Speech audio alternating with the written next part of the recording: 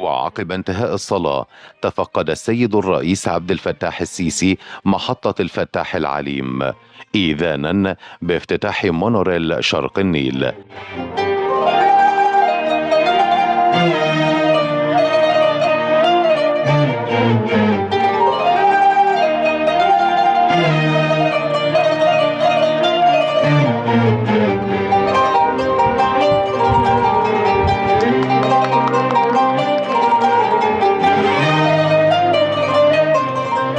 حيث استمع سيادته لشرح من الفريق كامل الوزير وزير النقل.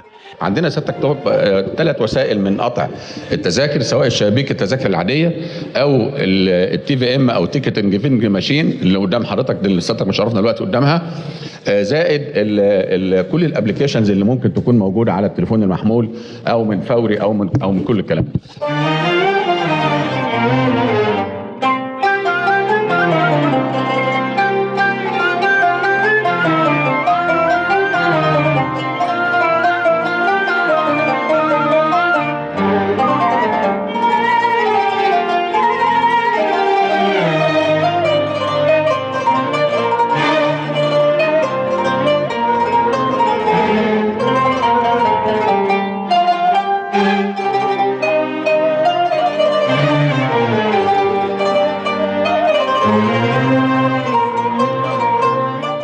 كما استقل سيادته المونوريل إلى محطة المال والأعمال.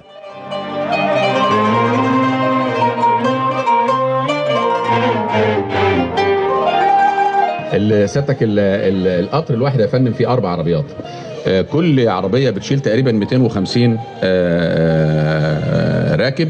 الكراسي يا فندم سيادتك هتلاحظ ان الكراسي لونين، اللون الاصفر ده مخصص لذوي الاحتياجات الخاصه اللي مش راكب كرسي، ولكن لو اللي راكب كرسي ليه مكان مخصص باحزمه بيبقى موجود على طول، بيخش بالكرسي بتاعه وبيثبت في القطر يعني عشان ما يتحركش.